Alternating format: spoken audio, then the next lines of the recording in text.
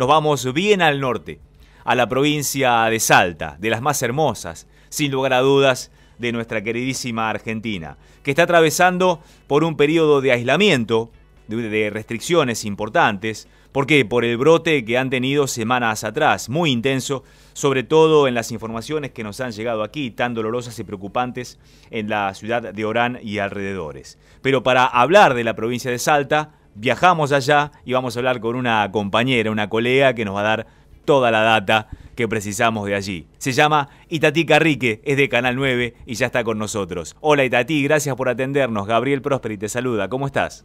Hola Gabriel, buenos días, gracias por el llamado. Bueno, ¿cómo están primero en la ciudad de Salta capital en estos momentos? Sabemos que tienen una restricción muy importante en cuanto a la circulación de personas. En realidad venimos a fines de septiembre, cerca del 20-21 de septiembre, hubo un endurecimiento de las medidas. De hecho 7 departamentos de la provincia, 7 de 23, volvieron a aislamiento social preventivo y obligatorio. Esto relacionado a que teníamos un aumento considerable de casos diarios y obviamente la preocupación de las autoridades era que el sistema sanitario estaba al límite del colapso, ¿no? A raíz de esto, bueno, tuvimos hasta hace unos días un aislamiento bastante estricto, solo con algunas actividades habilitadas, y hace unos días, desde el domingo pasado, hubo un relajamiento. Esto tiene que ver con la autorización a que se vuelva a abrir comercio y gastronomía. No se autorizó aún que los gimnasios abran, por ejemplo, que es uno de los temas que preocupa mucho, tampoco el turismo. Recuerden que nosotros durante un momento la situación sanitaria de la provincia era bastante buena y teníamos autorizado el turismo interno, teníamos una flexibilización bastante interesante, no tuvimos una cuarentena cerrada, estricta durante muchísimo tiempo. Fue al principio muy estricta, obviamente, porque tenía que ver con las indicaciones que había a nivel nacional. Eso luego se relajó porque la situación epidemiológica de la provincia lo permitía, y finalmente cuando comenzaron a aparecer los casos y a escalar, se fueron tomando algunas medidas. Hoy hay que decir que 7 departamentos de la provincia continúan bajo este régimen de aislamiento social preventivo y obligatorio, pero con flexibilizaciones, es decir, los comercios están abiertos, pero tenemos esta restricción de que algunos días pueden salir o pueden ingresar a los comercios según terminación de DNI, con lo cual eso ya restringe la circulación en la calle.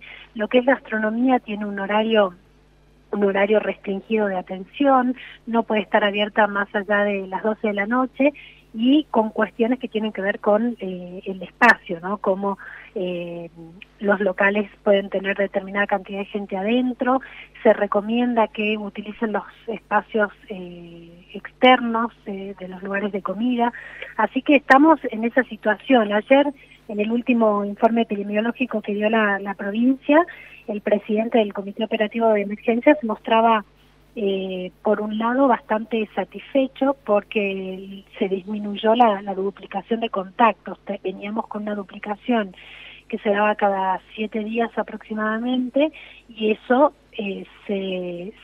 pasó a 20 en estos momentos, si no mal recuerdo. Entonces, esa es una buena noticia, pero esta nueva apertura del comercio y de la gastronomía hacen prever que al menos en 10 días vuelva a haber una suba de casos. ¿De dónde surgieron los brotes cuando se dieron en su momento? ¿Cuál ha sido la causa principal? En realidad, los primeros departamentos que comenzaron a tener muchos casos fueron Orán y San Martín, y esto tiene que ver estrictamente con que son lugares que están muy cerca de Bolivia, comparten frontera con Bolivia. Bolivia teníamos, recordemos, disparada su cantidad de casos, tenía su sistema de salud colapsado.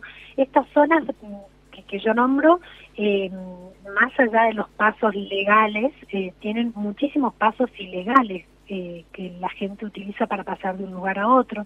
De hecho, hay personas que tienen doble ciudadanía, con lo cual el paso de un país al otro en estos departamentos justamente lo que hizo fue que comiencen a dispararse los casos en Orán y en San Martín, que de hecho son los dos departamentos más allá de la capital provincial que tienen gran cantidad de casos, y fueron dos de los departamentos que hicieron un retroceso de fase mucho antes que Salta Capital, ¿no?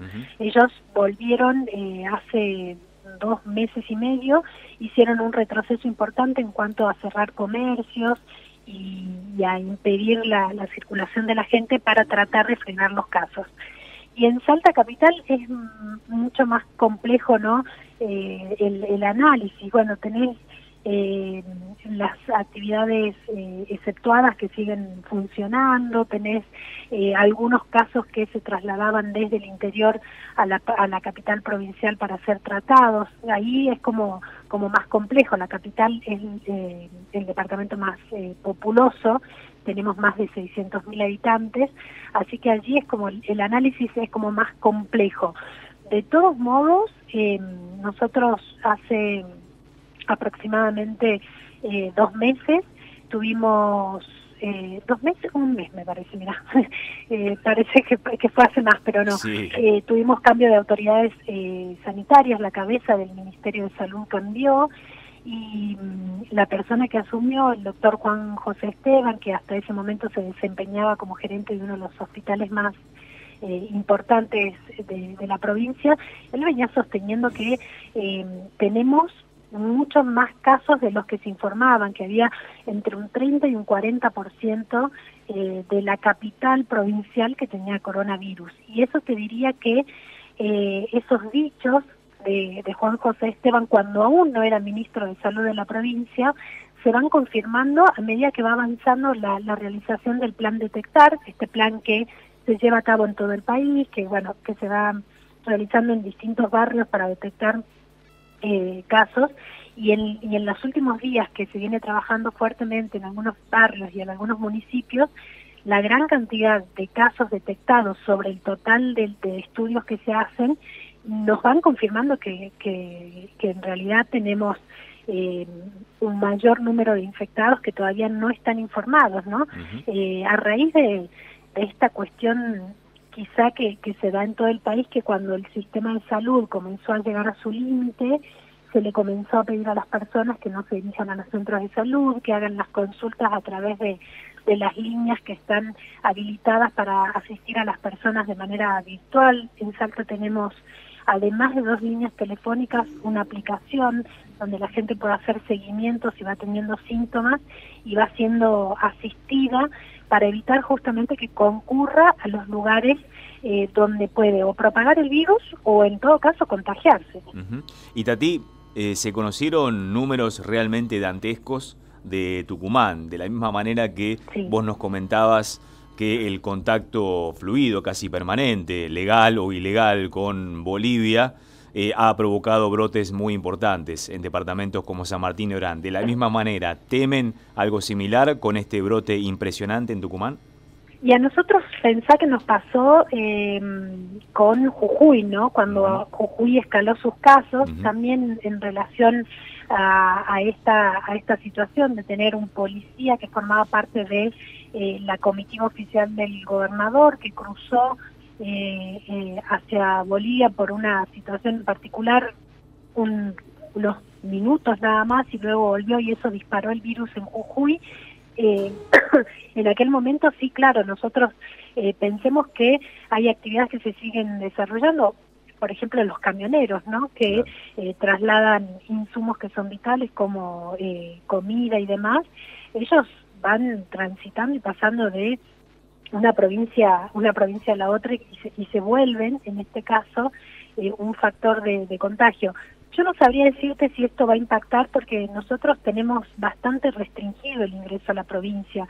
De hecho, en las últimas horas se aprobó la posibilidad de que pasen 50 personas por día, Obviamente estas 50 personas están controladas, tienen que tener el test PCR de ingreso negativo. Hay toda una serie de restricciones que me hacen pensar que es complejo, que lo que está pasando, que es difícil, que lo que está pasando en Tucumán en este momento, los números de Tucumán de ayer eran uno de los más altos del país, y eso obviamente es muy preocupante. No sé si nos impactará, pero bueno, hay que ver cómo las autoridades sanitarias de la provincia, ante esta escalada de casos en Tucumán, deciden actuar con el flujo y el tránsito entre provincias, ¿no? Por último, Itatí Carrique, un informe excepcional nos estás dando, realmente es un lujo para nosotros. ¿Cómo ha impactado la muerte de Sergio Humacata, el secretario del Servicio de Salud de la provincia, justamente por COVID este fin de semana? Fue muy difícil para los salteños. Sergio Humacata era un médico muy valorado, no solo a nivel profesional en la provincia, sino a nivel humano. Era una persona que estaba muy bien valorada, a la que la gente quería muchísimo. Él se contagia poco después de asumir. Él es parte, cuando asume Juan José Esteban como ministro de Salud, él asume como subsecretario de Salud. En la conferencia de prensa después de asumir estaban los dos juntos, codo a codo. Era un hombre que conocía la situación sanitaria de la provincia, que recorría hospitales y salitas, que tenía un alto conocimiento de nuestra situación epidemiológica y sanitaria. Él se contagia porque poco después de asumir hace un viaje al norte para ver la situación justamente en los lugares más complicados, en Orán y en San Martín, y al regreso de uno de esos viajes le detectan el positivo. La verdad es que estuvo bastante tiempo tratando de superar el COVID, hasta que finalmente ya ingresó en terapia intensiva, y a partir de ahí fueron algunos días y obviamente no pudo superar la enfermedad. Impactó muchísimo, pero hay que decir que estamos teniendo muchísimas bajas, como sucede en todo el país y en el mundo, del personal de salud, y cada una de estas muertes afecta mucho, porque es gente conocida, es gente que muchas veces se desempeña no solo en el sector privado, sino en el sector público. Entonces se los conoce, se los valora y se los quiere, y obviamente esto afecta muchísimo y son golpes muy duros. El de Sergio Humacata fue un golpe verdaderamente duro. La despedida fue increíble en la puerta del Hospital del Milagro, donde él se desempeñaba, así que mucha tristeza. Así también estamos perdiendo, y ya llevamos prácticamente entre 8 y 9 periodistas que murieron a raíz de COVID también, con lo cual son dos casos que impactan, ¿no? No son los números que dan los ministerios de salud, sino son personas con nombre y apellido, cercanas a uno, y eso siempre golpea distinto, lamentablemente. Así es. Itatí Carrique, a cuidarse, desde ya muy generosa sos por este encuentro con nosotros radiofónico a tanta distancia, y el abrazo entre compatriotas, entre compañeros, entre colegas a la distancia se hace mucho más fuerte en estas circunstancias. Te deseo lo mejor y muchas gracias por estar con nosotros en Radio del Aire de La Plata. No, por favor, gracias a ustedes y un saludo a toda la audiencia.